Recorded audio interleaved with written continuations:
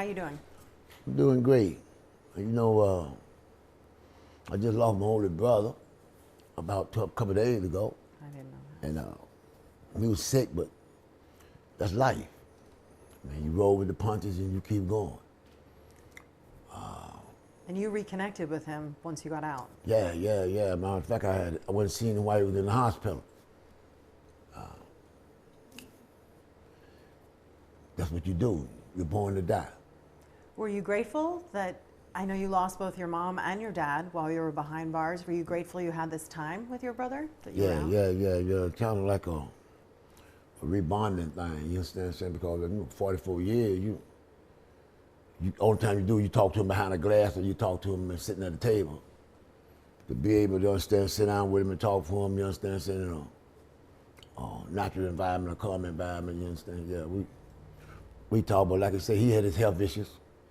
You understand what I'm saying, the things that he had to deal with. I'm just glad that he ain't suffering no more. How are you doing? Physically, you've lost a lot of weight. Yeah. I was too heavy when I come out of the penitentiary. Yeah, about 221. I mean, no, really, I'm a 5'8½", you understand? So my weight, I mean, when I went in the penitentiary, I was weighing about 156. I was weighing 156. Right now, I made good 180, 181. How do you feel? I'm all right. I mean, you understand, I ain't got no complaints. I can't complain, you understand, so anytime I can get up and see the sun rise. I can't complain. I can't complain because anytime I can walk out my door and not have the police follow me or giving me a direct order, I ain't got no complaints. Because, you understand, so I feel as though, sincerely, I am a walking testimony to something that's greater than man. I sincerely believe that there is something greater than man. Because that's the only way, divine intervention is the only way I'm sitting here not talking to you. I mean, I've been to Vegas. I stopped and went to Iowa and Des Moines and Ames. Yesterday with Ashley. Yeah, I bought me a Maybach. What's the biggest purchase you've made? That? That's what it is. I bought me a Maybach yesterday. I mean, I ain't trying to be no big head or nothing, you know what I mean? It's just that I got it, you understand what I'm saying? I do things for people, man, you understand, said that need it done to them. I mean, like I donated a lot of money, you understand, said to various organizations, you understand, like Healing Justice, Reverend Willis Ministry, you understand, and Duke, Wrongful Conviction Clinic. You donated money to the clinic that helped get you out. Yeah, the people, these are the people, man, you understand, that stood by me, my family, you understand, and my family, you understand, I gave them, make sure they're okay. People, friends, you understand, that stood by me, wrote letters for me, you understand, came to see me. I mean, I gave them, you understand, what, I mean, we ain't talking about no crazy money now. You talking about $5,000, $2,000, $10,000, somewhere in that neighborhood like that. What made you donate to the Duke Wrongful Conviction Clinic? I mean, what kind of individual would I be if I did? You know, see, because number one, if it don't be for Duke Wrongful Conviction Clinic, first and foremost, I give praise and honor to the Creator. That's first and foremost. I understand the Creator put people in your lives and vessels in your lives, you understand what I'm saying, to get things done. So, whenever I needed a federal attorney that knew something about federal law, Ashley came up with Jamie Lau. And when he came up with Jamie came up with the Wrongful Conviction Clinic. And with the Wrongful Conviction Clinic, that was the way I came out the penitentiary. Because they filed my papers in the 4th Circuit. And you know, just like I know, and people that know this keep up with law, that 4th Circuit is one of the most controversial courts in the United States. We talking about the second highest court in the United States. 15 judges, you understand what I'm saying? When Duke went there, when they filed my motion, at first I didn't believe I was gonna get it because they sent me before a 3-judge panel. And 2 of the judges, man, Nehemiah and Richardson, they just straight up denied me. But if look, Judge Thacker, that female judge with the 4th Circuit, man, my hat's off to her. Because from the opinion that she wrote, the 26-page opinion that she wrote, that compelled the other judges and the Chief Justice, Gregory, to read all of them say, well, we want to see the whole thing. Jamie said he want my case to go before the whole panel, the 15 judges. Like you know, it end up in a 9-6 tie. I mean, a 9-6 ruling. But if it don't be for Judge Thacker, I'll probably be dead in the water. I mean, if she was here right now, Donna Bennett, I ain't gonna forget this. Donna Bennett and Janine Zanin are the two attorneys. They went to Cabarrus County and found those 14 pieces of, the 16 pieces of evidence that they had sent to the FBI. They the one that got the ball rolling. So I ain't gonna never forget Donna and Janine. But when they did that there, you understand what I'm saying, they couldn't take me no farther than the North Carolina Supreme Court. The North Carolina Supreme Court ruled on my case, as you know, 3-3 tie. So let me fast forward to just in the last couple of months. How does it feel to win the biggest settlement in North Carolina history? To be awarded that money? I don't feel as though I've been truly compensated for the things that I lost. I mean, you know, I got a little bit, that little money, you understand what I'm saying? On paper, that's what it say. You understand? But you know, I know, and the God know, you understand? I really didn't receive that money, all that money like that. You understand? I had the people that I had to take care of. So to receive even any kind of compensation is a blessing. But I don't feel as though I was truly compensated for what they did to me. Because my case, you understand, if you look at it, it's not a wrongful conviction. And this is what they say. We gonna get that they would award any man that's wrongfully convicted in the United States $50,000 a year. Okay. But you cut it off at $750. And that's for people that's wrongfully convicted. We don't want to get this mixed up. What do you think really happened in your case? What would you call it? I was intentionally. If you look from beginning to end, I wasn't wrongfully convicted. I was intentionally put in the penitentiary. If you got a chief of police and he's tampering with a jury list, if you got detectives that plant evidence, because that lime green toboggan, like I said, I had never seen that before in my life until they showed it to me in court. You plant evidence, you commit perjury, you destroy evidence. And you knew with all the things that you were doing intentionally, you sending me to death row. You were trying to kill me because all capital offenses in 76 had a death sentence, and you had me charged with 2 of them. First-degree burglary and first-degree rape. So they knew that I was facing a death sentence. And to go as far as to start deleting names from a master list. And to go as far as the years and say, I'm gonna show you. The assault happened on April 25th, 76. April 26th, the very next day, Sergeant Marshall Lee go down to Cabarrus Memorial Hospital and get the rape kit. Why did you go get the rape kit the very next day after the rape? You ain't got no suspects because you didn't come and get me the 15 days later. So why did you go get the rape kit and dispose of it? Another thing. You say the woman picked me out in court. Why you got me sitting up in there, me and my dad, for an hour, hour and a half, 2 hours, on a misdemeanor trespassing charge.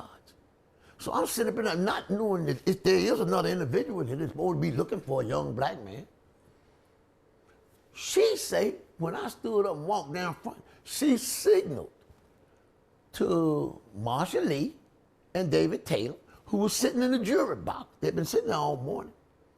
And she said, when I stood up and walked to the front, she signaled to them, that's him. Now we talking about a wealthy, white, influential white female, a pillar in the community, who was affiliated with Charlott County. Now, she just signaled to them two detectives, that's him. But you don't arrest me. You don't arrest me in court. The judge say, son, you can go, because the misdemeanor trespassing charge was some straight bogus. It was straight bogus. They just wanted me in a certain place at a certain time. I spent it though they used me as an scapegoat. You didn't arrest me right then. 2 hours later, you come down my house and tell my mama a lie.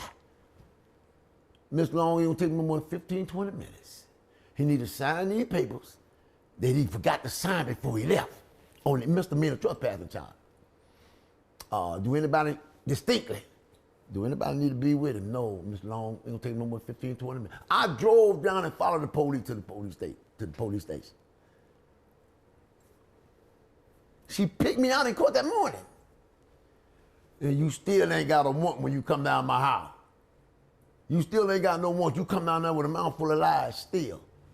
What should have happened to the police officers involved in your case? They should have been like a Deuteronomy 19, 15 through 21. That's what should have happened to them. You understand? You say, the Bible, do you swear to tell the truth, tell the truth? You put my hands on the Bible, you swear to tell the truth, but you help your God. So this is the book that you living by, the laws in this book. What you try to do to me should have been done to you. That's what I feel. You try to put me on death row, you gonna kill me. If it don't be for the Creator to abolish the death sentence in 76, we wouldn't be having this conversation right now. How concerned are you that what happened in your case could have happened in others? It's still happening. Let me show you what this is. Ain't nowhere on God's green earth that David Taylor was supposed to be able to go to the grand jury and get an indictment. What evidence do you take to the grand jury to get an indictment on Ronnie Long? Because all the evidence you collected from the crime scene didn't connect me to the crime scene. And you're worried because they never looked at anyone else as a suspect. That's right. That's another issue. There were two injustices done here. Not just to my family, but to the boss family. You never took time to seek the real perpetrator because you concentrating on killing Ronnie Long. And everything you did was intentional. To this day, that case is still unsolved. It is. Because number one, you never pursued the real perpetrator. It's two injustices done here to the Long family and to the boss family. But yet and still, you so tired of them putting me into the case, you trying to give me a death sentence. This is what I must say. Was nothing done to me that was wrongful. Have you thought about the fact that obviously they did this in your case? Could they have done it in other cases? If you can go to the grand jury and get an indictment without any evidence, I'm pretty sure it was. Like I say, George Ford ain't the first black man that ever had a white man knee on his neck. You understand what I'm saying? Blacks have had white men knees on their neck ever since they come to the Western Hemisphere. So what should happen? What does justice look like? Yeah. A bad face. A bad face when you got to deal with people that should be behind bars, but they're in position to make rulings and judgments on other people's lives. Like that DA they had down there. She done retired now, Roxanne. Roxanne distinctly told the Superior Court judge that ain't no more evidence in this case. But the Innocent Inquiry Commission go in your office, DA's office, and find them 43, 40-something, 45 fingerprints. In her office, she done told the Superior Court judge. Do you think someone should be pursuing this case? Yeah, now? It should be something done to those, you understand, saying, that sit around and committed perjury, those that destroyed and hid evidence, those that go to a grand jury can get an indictment without any evidence. That's scary. I mean, that's scary for real. And I know for a known fact that I wasn't the first person in Cabarrus County that was lied on and put behind bars. And probably not the last? No, it won't be until you get people in those positions that got a compassionate heart and believe, you understand saying, that the righteous and the wrong, you understand saying, are two separate things. And those who commit those crimes. If I stand in Superior Court and commit perjury, I go to jail. I get fined, sentenced, and sent to jail on a perjury charge. But an agent of the state can stand up in court and just lie. I mean, just lie. I mean, you can tell a lie because you are exempt or immune from persecution. You can't be persecuted or you can't be tried because you got immunity because you're an agent of the state. So you still have a lot of anger and frustration. Yeah, because like I said, it took 44 years for me. I lost my mother and my father. I lost my 2 sisters. You deprived me of my independent desire for 44 years. But then you come back and say, well, he received the highest compensation in the state of North Carolina. That ain't one damn. Oh, damn, I ain't getting compensated for nothing. Bring my mother and father back. Bring me my 45 years back. Bring my 2 sisters back. Now I'm compensated. Because you gave me that little bit of money, man, I'm supposed to be satisfied with that. I'm glad with that. You still owe me for 29 years. I feel as though you owe me for that. Because you didn't put me in the penitentiary wrongfully. You put me in the penitentiary intentionally. So it's a difference between wrongful and intentional. So now, my case, you'll say, what other case you know? Where the people are the perpetrator offer public an apology. What other exoneree have you ever been interviewed that got a public apology from the people that put them in the penitentiary? What did that mean to you to hear that apology after all this time? I mean, you understand, saying it's something that ain't never been done. It is a plus. Hopefully it opened the doors for other cases that's wrongfully or intentionally incarcerated. What did that tell you, the fact that they agreed to make that apology? That they were dead wrong, and they know that they were dead wrong, and they know what they did to me was dead wrong. You understand? So now that's why I say, you still owe me. You still owe me because you know you did that intentionally. You were dead wrong. And you knew that I was the man you were looking for. Ain't no shred of evidence. You ain't have a shred of evidence to put me on that crime scene. What, when you say they still owe you, what would make this right? Pay me for them other 29 years you owe me for. Give me more than $50,000 for them 29 years that you locked me up. So in other words, you set aside the $25 million settlement. In your mind, you want the state specifically to pay $50,000 per year that you were in because that's what the law says. That's right. And for anybody else to come behind me that's intentionally put in the penitentiary, they need to change that law. I understand a person having DNA in their case and was wrongfully locked behind a mistake. You understand? We made a mistake. You didn't make no mistake in my case. So someone shouldn't have to sue to be compensated. That's right. That's right. In cases like this, where you are intentionally put in the penitentiary. Like I said, you know you did wrong because you came back and offered a public apology. And this ain't never been done before. Big deal. Yeah. So why can't I get the rest of my money, them 29 years that you locked me up? Why can't I get that? So that's a matter of principle for you. That's what I'm saying, you understand? Hopefully to change the law. It would change that law. Okay. Are you having fun with the fish tank and the pool table and the pool? Hey, look. I wanted the fish tank to go from the floor to the ceiling. I couldn't get there because they say, you understand, saying it wouldn't, the water, some kind of. Well, now you got a whole room full of fish. I got about 3-4 tanks over here full of fish. How often do you play pool? Every now and then I shoot something, you understand? See, I used to shoot pool all the time on state. But I much like to sit around and watch dudes shoot pool because I don't shoot something. I could mess with them. You had some brothers on state that could shoot pool. I mean, really, really shoot. And I used to be amazed with me. I just stand around and watch them how they could call pockets, call rails, and the ball go exactly where they say it's going. Is it fun to be able to do that stuff? Yeah, to have the money to. For me, it's relaxing. It's relaxing. It's a stress reliever. But give your mind time, you understand, sitting occupied, and think about something else. And like on state, when I was on state, you understand, saying it was the thing with recreation for me. I could go down and shoot pool, me and a couple of brothers, we go down and shoot pool, you understand, saying, and like, it relieves tension and stress. Speak to, if these guys that did this to you, which they did, how many other fellows have they done this to? How many people are sitting in the pen today because of what they did? And what are your thoughts on all the cases that these guys had anything to do with? I said it before and I said it again. For me being behind them fences, you understand, saying I came in contact with a lot of other brothers. I mean, you understand, saying inmates, residents, or whatever you want to call them. I came in contact with a lot of other people, you understand, had proper representation. They'd be able to walk out of them fences because I know 1976 wasn't the first time that they ever attempted this. 1976 wasn't the first time that they ever went to a grand jury and got an indictment on a person, you understand, with no evidence. So I feel as though, you understand, saying the penitentiary is full of brothers, you understand, saying that I know were wrongfully incarcerated.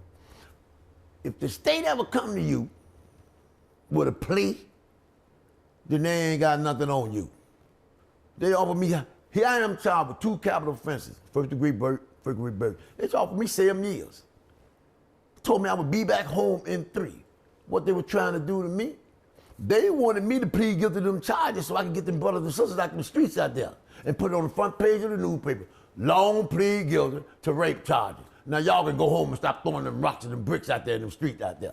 All this noise y'all making about him, he just pleaded guilty. So I know for a known fact that there are people in the penitentiary that have took plea bargains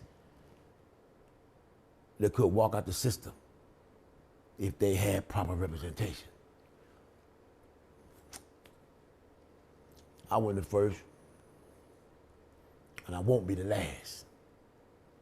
Because you have people with the type of mentality that they have, and until they caught, until there's something done about it, the laws have changed, the people with the proper mentality, people with a righteous heart, compassionate heart, in those positions, it's going to continue to be done. You got to always have 2 sides, a good and a bad. Somebody got to play the bad guy. So we're going to always be done. And in North Carolina, it's steady building penitentiaries. Somebody got to be put up in there.